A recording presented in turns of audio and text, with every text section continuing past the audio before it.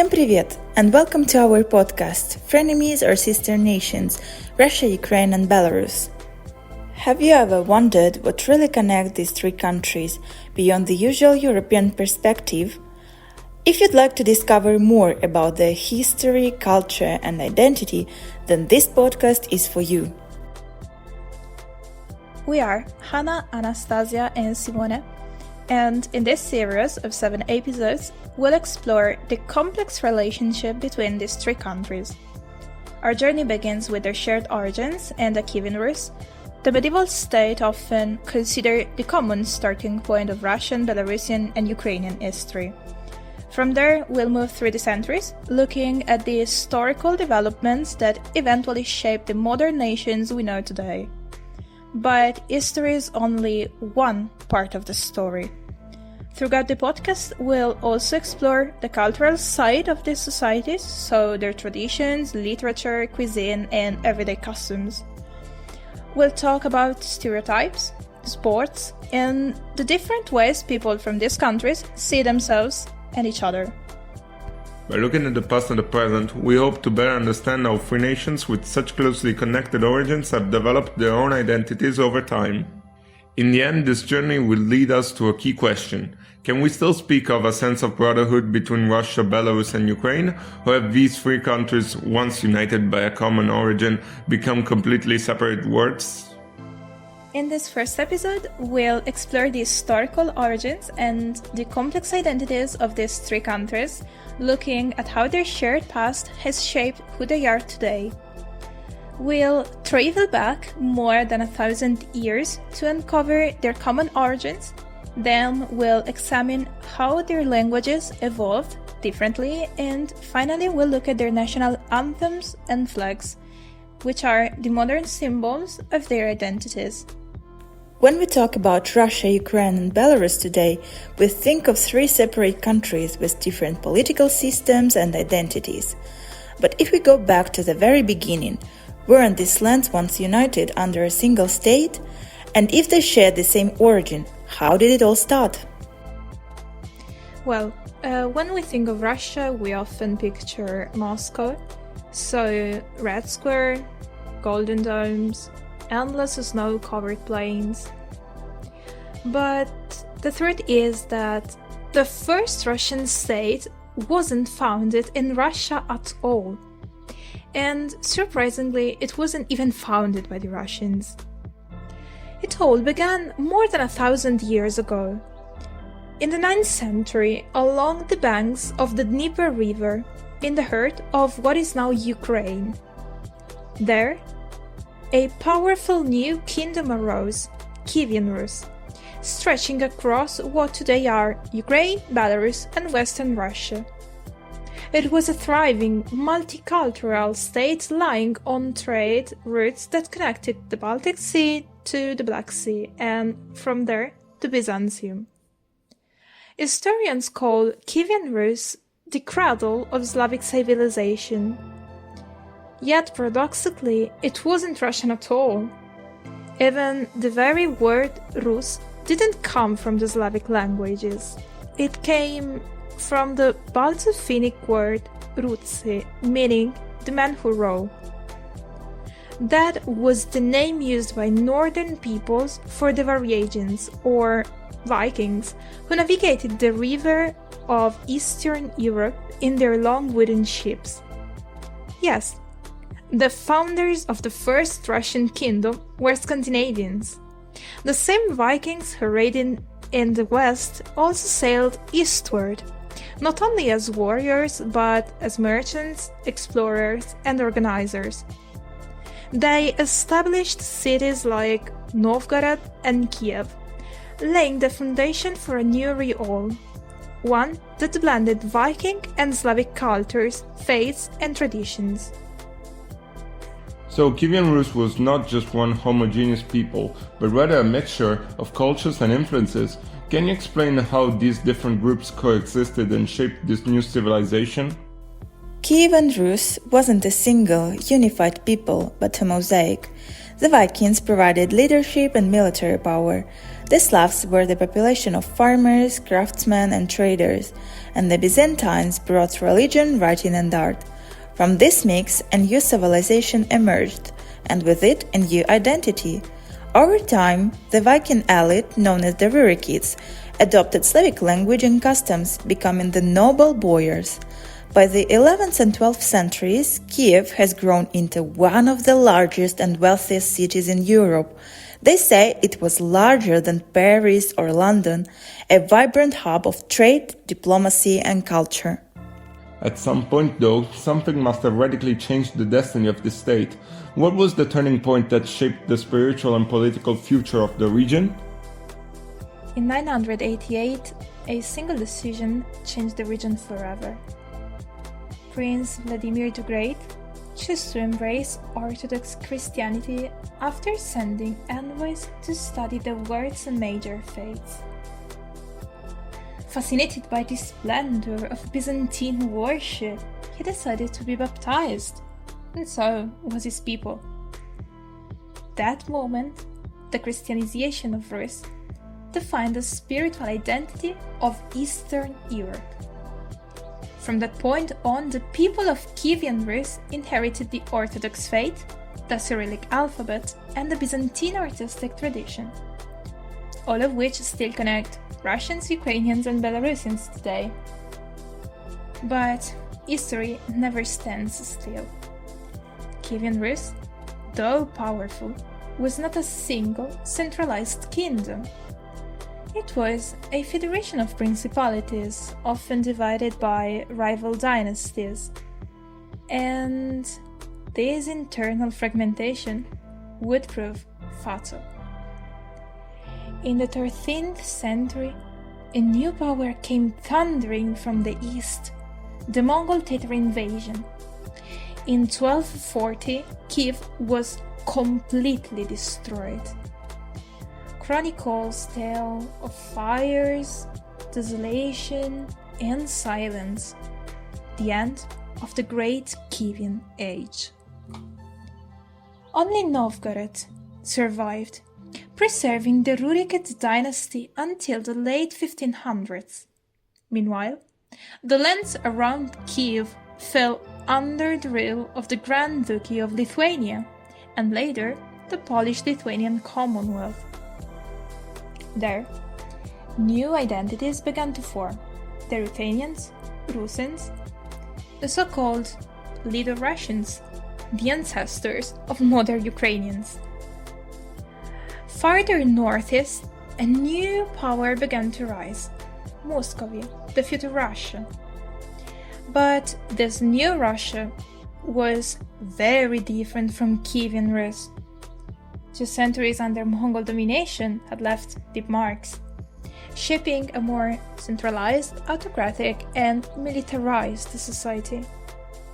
Thus, while Moscow grew into the heart of an empire, the western lands, today's Ukraine and Belarus, looked more toward Europe, influenced by Polish and Lithuanian culture.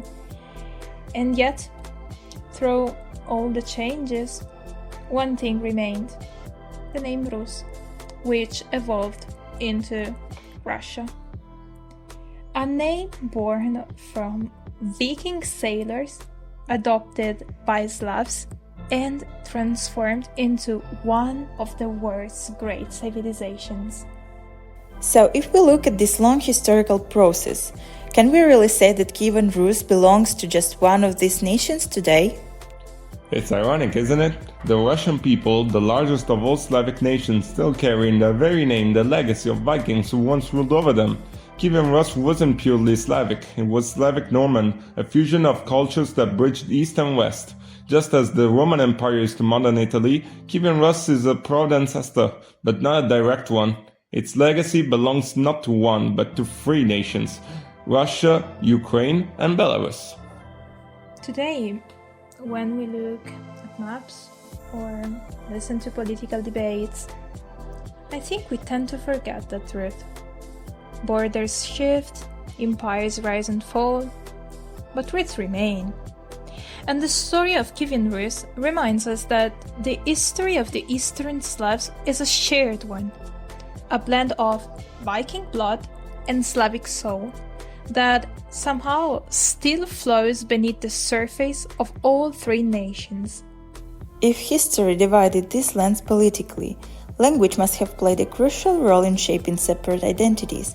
Since Russia, Ukraine, and Belarus all descend from the same medieval state, did their languages also originate from a common source? Language is the voice of history.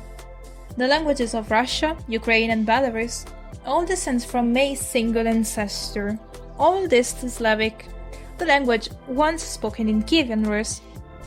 But as politics and geography divided the lands, their languages also began to drift apart.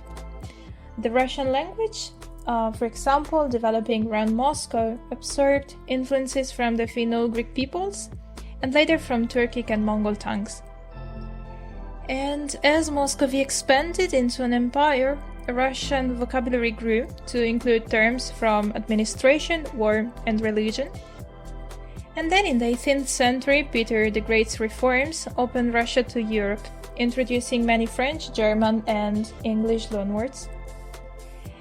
The result was a rich, flexible language, deep and resonant, the perfect medium for the great literature of Pushkin, Tolstoy, and Dostoevsky. While Russian was consolidating itself as the language of an expanding empire, what was happening in the Western territories? Did Ukrainian develop in a similar way, or did it follow a completely different path?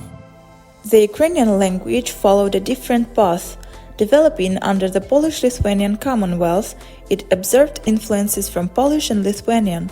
Its sound became softer, more melodic, its vocabulary more varied. For example, where Russian says "город" for city, Ukrainian says "misto." Where Russian uses время for time, Ukrainian says час. In the 19th century, during Ukraine's cultural awakening, writers like Taras Shevchenko gave the language new dignity, turning it into a symbol of national pride and resistance. But what about Belarus? Often less discussed internationally, how did its language survive between larger political powers? Well, the Belarusian language too has obviously its roots in Old East Slavic, but its history was a little bit more fragile. For centuries, Belarusian lands were governed by Poland and later by Russia, and the language oscillated between revival and suppression. During the Soviet period, then, Russian dominated public life, while Belarusian survived mostly in rural communities and poetry. Today, Belarusian is an official language alongside Russian, spoken daily by fewer people, but cherished as a marker of identity and memory. Despite their differences, the three languages remain mutually intelligible. A Russian nowadays can often understand Ukrainian or Belarusian with a little effort. Their shared roots in the end are still audible. Yet, each carries a distinct voice. Russian is the language of a vast imperial and literary tradition. Ukrainian is the language of independence and resilience. And Belarusian is the language of remembrance and quiet strength. If language expresses identity through words, national anthems express it through music and emotion. So how do Russia, Ukraine, and Belarus narrate themselves in their official songs? Every modern nation tells its story through symbols. And I think that few are as powerful as the national anthem. By listening to the anthems of Russia, Ukraine, and Belarus, we can hear how their shared history evolved into three different songs. Let's begin with Russia. Its anthem has a particularly complex history, doesn't it? First of all, the name of the Russian anthem is State Anthem of the Russian Federation. The current Russian anthem uses the melody composed by Alexander Alexandrev in 1943, originally for the Soviet Union. After the USSR collapsed, the melody remained, but the words changed. Then, in 2000, poet Sergei Mikhalkov wrote new lyrics that celebrated the unity and greatness of the Russian homeland. Majestic and solemn, the anthem reflects Russia's self-image as a strong, proud, and spiritual nation. Ukraine's anthem, however, seems to carry a very different emotional tone. Where does it come from? Ukraine has not yet perished. The Ukrainian anthem was born in the mid-19th century, during a time of national awakening under imperial rule. Its words, by Pavlo Chubinsky, express unbreakable hope. Ukraine has not yet perished, not her glory, not her freedom. It became a rallying cry for generations of Ukrainians striving for independence. Today, its melody, gentle yet defiant, symbolizes courage, dignity, and enduring spirit of people who refuse to be silenced. And Belarus? Does its anthem reflect continuity or change? Belarus's anthem also dates back to the Soviet era, but its lyrics were rewritten in 2002 to remove ideological references. The new version speaks of peace, friendship, and national pride, celebrating the Belarusian people's strength and unity. It is a calm, optimistic anthem, less martial, more introspective, reflecting the nation's desire for harmony and stability. Three anthems, three identities. Power in the Russian song, hope in the Ukrainian one, serenity in the Belarusian. And yet, in all three, we still hear an echo of the ancient word, the legacy of Kievan Rus, where it all began. Beyond music, flags are perhaps the most visible symbols of national identity. What stories do the colors of these reflex tell? Let's start with the Russian flag. During the time of Peter the Great, white color symbolized freedom, blue, the mother of God, red, the strength of the Russian state. Actually, there is no official interpretation of the meaning of the colors of the Russian flag, but there are several versions. The most common is: the white color symbolizes purity, independence, and peace, and is also a reference to the old Russian coat of arms. The blue color represents faith, devotion, and justice, and also reminds of the blue color of the mantle of the Mother of God, who is considered a symbol of Russia. And in the end, the red color symbolizes courage, strength, and bravery, and also reminds of the blood shed for the motherland. The Ukrainian flag consists of two horizontal bands of equal width, with blue on the top and yellow on the bottom. The combination is commonly decoded as the sky above and the endless fields of wheat beneath it. The national flag of the Republic of Belarus is a rectangular cloth consisting of two horizontal stripes, a red upper stripe and a green lower stripe, which are 2/3 and 1/3 of the flag's width respectively. The vertical red on white Belarusian ornament pattern is placed against the flagstaff. Colors of our flag signify: red, power, courage, honor, energy; green, hope, health, youth, rejuvenation, diligence, creation, natural harmony; white, purity, innocence, accord, wisdom, knowledge. The ornamental pattern is a symbol of the centuries-old culture of the nation and its spiritual wealth.